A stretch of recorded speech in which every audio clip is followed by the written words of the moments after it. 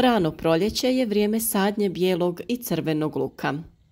Kao i za ostale povrtlarske kulture, i kod njih postoji mnoštvo bolesti i štetnika koje ih napadaju i uništavaju. Osim obrade i pripreme zemljišta, potrebno je pripremiti sadni materijal. Pored toga što se bijeli luk odlikuje brzim klijanjem i rastom, on je također izložen napadu štetnika i pojavi raznih bolesti.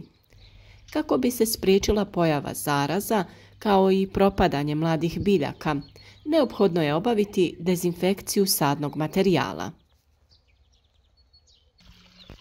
Danas govorimo o tome kako aktivirati lukovice i postići da ujednačeno niknu.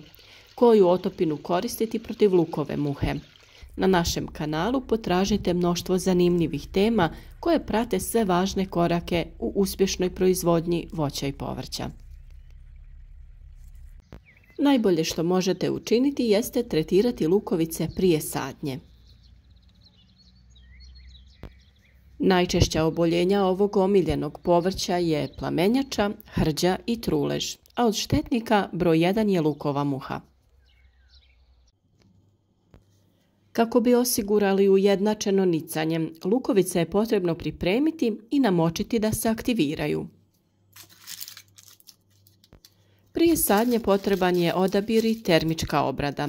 Obavite vizualni pregled i odstranite sve one koje su oštećene, suviše male, lomljive, sa nekim simptomima bolesti ili deformisane.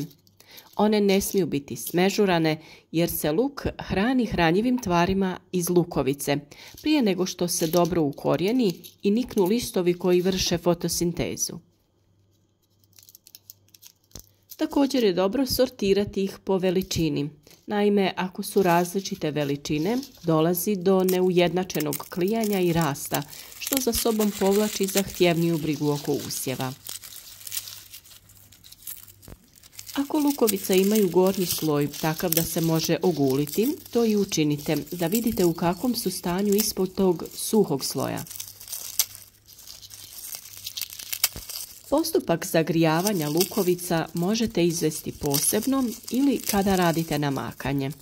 Samo zagrijavanje može se obaviti i 2 do 3 sedmice prije sadnje.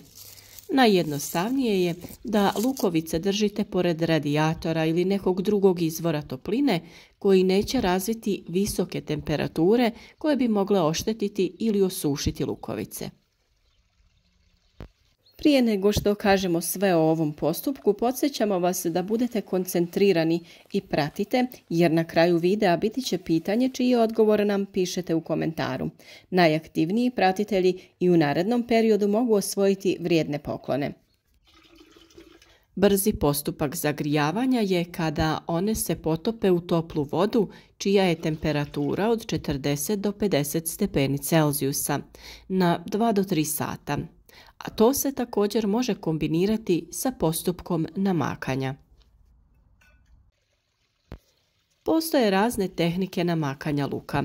Osnovna je da se on namače od pola do 2 sata u vodi čija je temperatura plus 30 stepeni Celzijusa.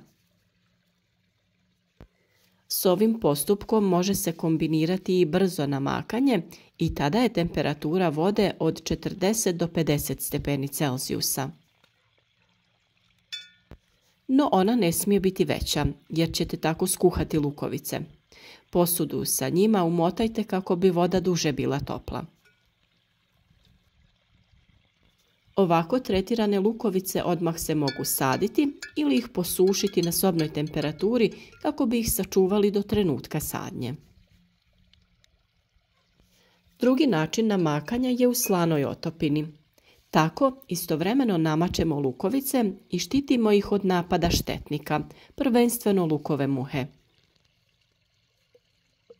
Otopina se priprema tako što se u 1 litru tople vode, temperature od 40 do 50 stepeni Celzijusa, doda 1 kašika soli i sve dobro izmiješa. U toj otopini lukovice držimo najviše pola sata.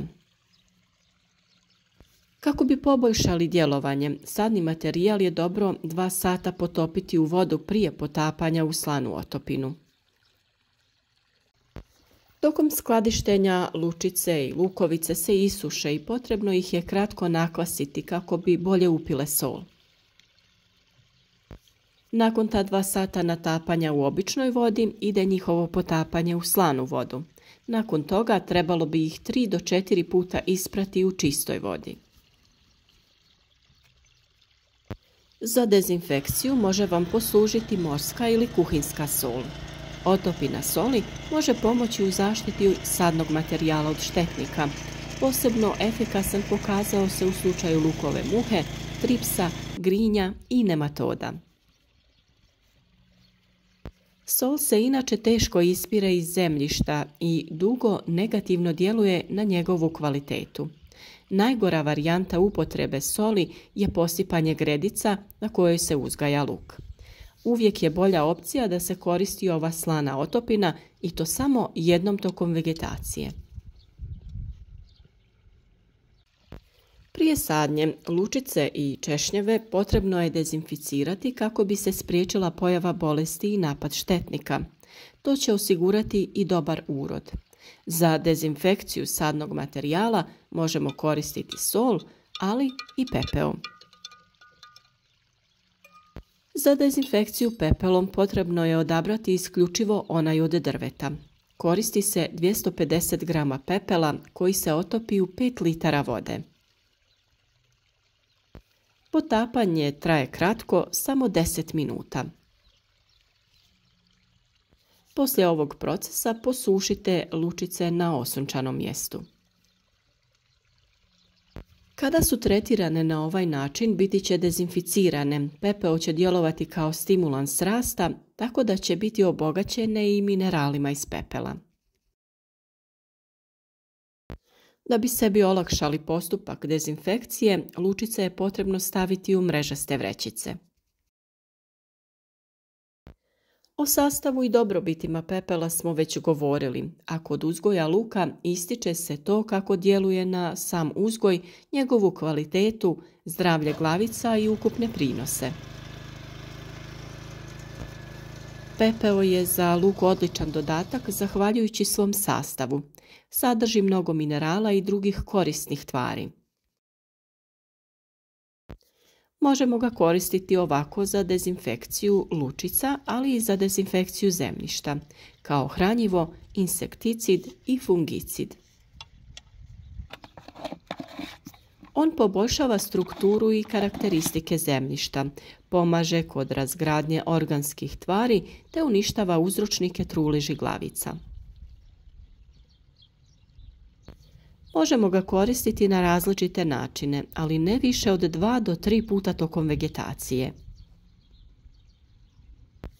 Termina primjene ima više. Dodavanje se obavlja kod predsjetvene pripreme zemljišta ili posipanjem neposredno prije sadnje. Zatim može se raditi otopina kojom ga zalijevamo nakon nicanja ili obavljamo tretiranje u cilju zaštite od štetnika i bolesti. Najjednostavnija primjena je posipanje po površini tla. To se uvijek radi prije obilnog zalijevanja ili kiše.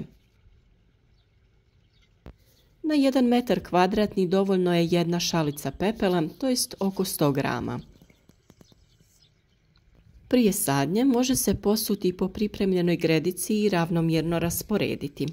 Potrebno je nakon toga zemlju dobro izmiješati kako bi se pepeo što bolje aktivirao nakon zalijevanja.